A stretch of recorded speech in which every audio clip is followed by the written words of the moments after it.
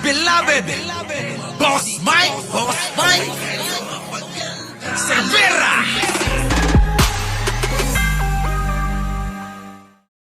Eto na, ang kasaysayan ho ni Digong kung bakit napunta, saan, sa Dahig. Panoorin natin mga kababayan sabay-sabay ha. Panoorin natin, no? Walang sasalita. Huwag na rin kayo mag-comment. Gusto nyo ba to? Gusto nyo ba to? Baka naman ayaw ninyo. Oo, maganda to, maganda ha. Oh, wala mo nang magko-comment ha. Hindi rin ako magsasalita. Yayangga lang ako parang si Sarah. Oh, eto na. Oh, pasok! Yan na! So, you will just have to kill me. Kung hindi ako papayag, kung kakampi ka dyan sa mga puti. We're just going through the process. Pagkalapag pa lang ng sinasakyang eroplano mula Hong Kong noong March Gustong-gusto ng mga DDS to. Wait lang. 11, 2025, hinarap na si dating Pangulong Rodrigo Duterte. Inescortan siya papuntang Villamor Air Base at inasahan ng Miranda rights. Sir, you have the right to remain silent. Ilang oras naging tensyonado ang mga tagpo sa pagitan ng kampo ng dating Pangulo at ng mga otoridad.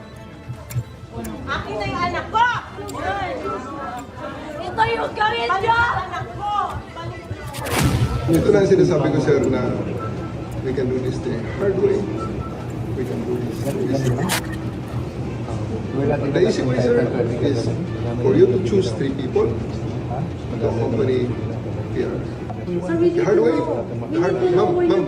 Our president. Sabihin nyo kung saan siya dalahin. hard way.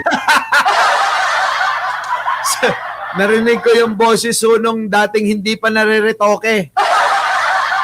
Oh, sabihin nyo kung saan nyo dalahin.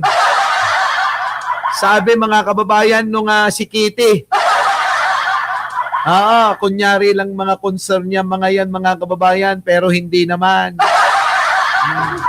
Hard way. Hanggang sa tuluyan ng naisakay si Duterte sa chartered flight Ayun, yan na mga kababayan ko ha. punta sa Dahig sa The Netherlands Napunta na sa Dahig. at ikinulong sa ICC Detention Center sa Dahig. Nako, yan Noong na. March 14, Rodrigo, Roa, Samantalang nung bago hulihin niya, nasa Hong Kong yan. Oo. Sabi niya, sige, hulihin niyo ako. Sipain ko pa yung mga yan. Tadyakan ko sila. Di ba? Ngayon, mga kababayan ko, tignan nyo itsura, mga kababayan. Alalahanin natin kasi hindi nyo makikita. Feeling importante itong matanda. Tingnan nyo, mga kababayan. Detention Center sa Dahig. Noong March 14, Rodrigo, Roa, Duterte. Nawala ang angas nung matanda. Pero nung nandito sa Pilipinas, kahit uugod-ugod na siya, feeling strong, feeling tumatayo pa. Kulang na lang mga kababayan, tukuran yung edits niya. Ang tao pa ko ha! Diba? Kulang na lang tukuran yung edits neto eh. Ngayon, tingnan nyo mga kababayan ko, mukhang engot, paawa. unang pagkakataon ay humarap ang dating Pangulo sa ICC pre-trial. Ayun. 3 counts ng crimes against humanity for Nako. murder at attempted murder ang kinakaharap ng Duterte. Sakop nito ang ilang pagpatay sa mga umanay drug pusher at magnanakaw nung siya pa ang mayor ng Davao City. At ang ilang pagpatay mula 2016 hanggang 2018 sa kasagsagan ng kampanya kontra droga nung siya naman ang Pangulo ng bansa. Sa gitna ng pagkakakulong sa ICC Detention Facility, ilang beses iginiit ng kampo ng dating Pangulo na walang jurisdiksyon sa kanyang ICC dahil kumalas na raw ang Pilipinas sa Rome Statute noong March 2019. Yan yung laging sinasabi ng mga bobo tanga ng mga DDS, kumalas na daw kami, kumalas na daw ang Pilipinas sa Rome Statute. Tapos mga kababayan, todo naman tayo paliwanag na mula pa, natapos ang pagiging membro natin sa diyan sa ICC ay nung 2019 lang. Paano naman nung panahon na membro pa tayo? At nung panahon na membro tayo ay kasalukuyan yung paggawa ng masama, karumal-dumal na pagpatay ng marami nating kababayan netong si Digong. Kasabwat si Bongo at si Bato. At iba pang individual. Kasama na ho yung pong DOJ Secretary noon na si Aguirre. Tapos ngayon, ang kanilang depensya, hindi na kami sakop niyan kasi hindi na tayo membro niyan. Naganap nga nung panahon na membro pa tayo yung patayan. Kulit-kulit yung mga hayop kayo, hindi nyo maintindihan. Parang ganun lang.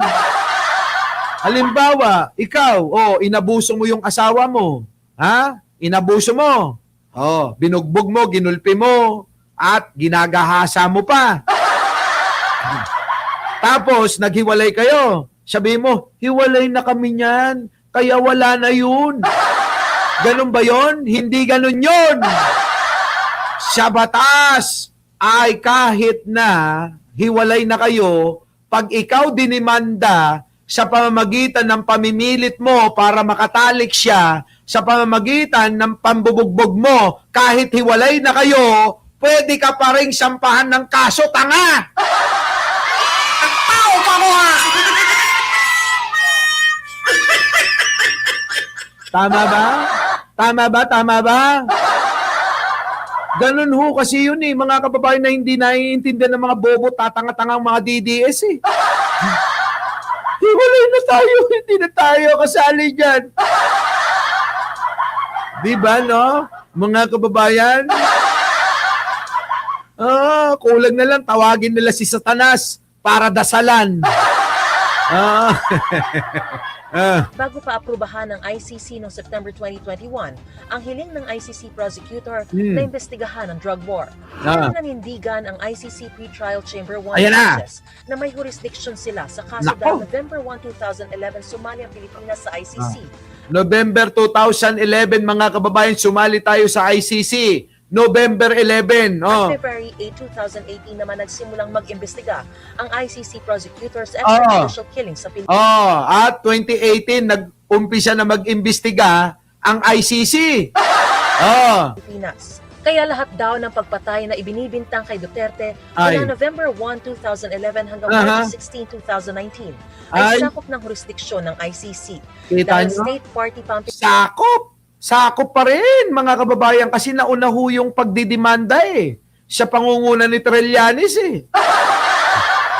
At ng iba pa. Ano po? Tapos yung mga kababayan, ang palusot nila, hindi na tayo kasali dyan kasi hiwalay na tayo dyan. Hindi ho ganun, mga kababayan ko. Maniwala kayo, hindi ganun, ha? Pilipinas sa Rome Statute noong mga panahong iyon. Hunyo naman ang hilingin ng kampo ni Duterte ang interim release o pansamantalang paglaya para sa dating Pangulo. Pero ibinasura ito ng Pretrial Chamber 1 at pinagtibay ng ICC Appeals Chamber. Binasura, hindi pinagbigyan. Yung interim release na pinakalat-kalat noon ng mga DDS na lalabas na ang tatay namin. Ano na kayo, mga bangag? Gaganong-ganon pa sila noon, mga kababayan, di ba? Lalabas na ang tatay namin. Palabas pa sila ng mga video na umuuwi na daw si Digong sa Davao. Ayun, tinamaan ng lintik, nakakulong pa rin hanggang ngayon. Tuloy. May hiwalay ring hiling for indefinite adjournment naman ng kampo ni Duterte dahil unfit umano o hindi na kayang sumalang ni Duterte sa paglilitis dahil sa cognitive impairment. Yan na naman yung pangalawang hiling nila. Ay, nako. Tuloy. Isang kondisyong nakaapekto sa kakayahan niyang makaalala. Kaya pinagpaliban muna ng ICC Pretrial Chamber 1 ang itinakda sanang confirmation of charges nitong Setyembre. Nag-apila ho, mga kababayan, na may sakit na daw ho sa utak siya. Sabi niya, mahirap na daw siyang makaalala. O gusto niya lang ilusot yung sarili niya na hindi ko naalala na pinatay ko sila. Hindi ko kilala kung sino-sino sila. Palusot lang ba? Matinik din ang ICC. Ang ginawa ng ICC, kumuha ng independent na magsusuri sa kakayahan ni Duterte. Kumuha na magsusuri kung may kakayanan ba si Duterte na tumayo. Ang resulta, fit to stand si Duterte. Anyari, mga kababayan ko, ayun, oo, di, booking na naman yung drama nila. Kasabay niyan, mga kababayan, yung mga sinasabi ng mga anak niya, mula kay Pulong, kay Sara, kay Baste, at saka kay Kitty, na nagparitoke siya. Mga kababayan ko, umiiyak pa sila. Kawawa naman si Tatay Digong. Hindi na ko maalala. May paganong-ganon pa si Kitty. Yun naman pala, mga kababayan, parte ng drama ng magkakapatid na Duterte. Di ba? Nitong Enero, idineklara ng pre-trial chamber na fit o kaya ni dating Pangulong Duterte Nako. na humarap sa pagdinig. Patay. At sa Lunes, magsisimula Sinungaling, bistadong pagsisinungaling. na ang confirmation of charges ni Duterte. 4 na araw isasagawa ang pagdinig kung saan ilalatag ang mga argumento at ebidensya para matukoy kung sapat ba ang mga ito para umabot sa paglilitis ang kaso. Yan. Matutuloy ito kahit pa hindi dumalo si Duterte. Yan, ayaw talaga magpakita ni Duterte, mga kababayan. Ginrant naman yung hiling na, wini-wave niya na yung kanyang karapatan na dumalo dyan. Wini-wave ho! Kita nyo, mga kababayan ko, ayaw talagang makita niya yung mga pamilya ng mga biniktima niya. Yung mga pamilya, nanay, tatay, asawa, anak, ng mga pinagpapapatay niya, mga kababayan, ayaw niyang makita ho. Ano ho nangyari, mga kababayan? Ayaw. Kaya hindi ho makikita ninyo kung totoo ba na butot balat na to. Malamang, mga kababayan ko, meron na namang iniisip silang drama. Alam nyo naman si Digong, magaling na magaling siya dyan. Pero alam nyo ang sabi ni Panelo? Kinontra ni Panelo yung pong diskarte ni Digong na hindi dumalo. Dyan po, sa pagdinig na yan. Kung mapapayuhan lang natin si Presidente Duterte, kung ako siya, aatin ako. Kita mo? Regardless of kung anong perception niya, whether jurisdiction o wala. Talaga naman walang jurisdiction. Lagi na lang sinasabing walang jurisdiction, mga bobo. Pero pinapayuhan na dumalo ka, Duterte. Para para makita ka naman nila. Ang mga DDS, sabik na sa kagapuhan mo. Boss Mike, gwapo ba talaga, sabi mo? Gwapong-gwapo yung mga DDS dyan. Alam mo naman yung mga yan, baliktad ang mata, baliktad din ang utak ng mga yan. Yung gwapo sa atin, pangit sa kanila.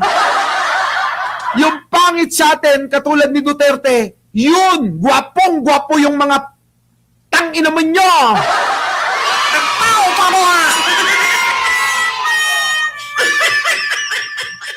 Di ba, mga kababayan?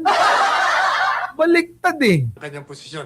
Kaya lang, isang taon na siyang nandun sa loob. Halos isang taon. Tapos wala siyang nakikita mga kaibigan niya. Mga kaibigan niya, pati mga miyembro ng kabinete niya, pupunta ron. Para makita siya, makita naman nila siya. At siya'y makita rin niya. Pagkakataon na yun makakatulong sa kanya yun. Mentally, emotionally.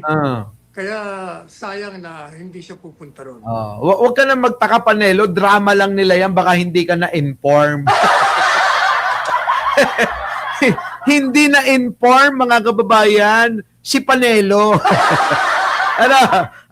Hindi na-inform si Panelo.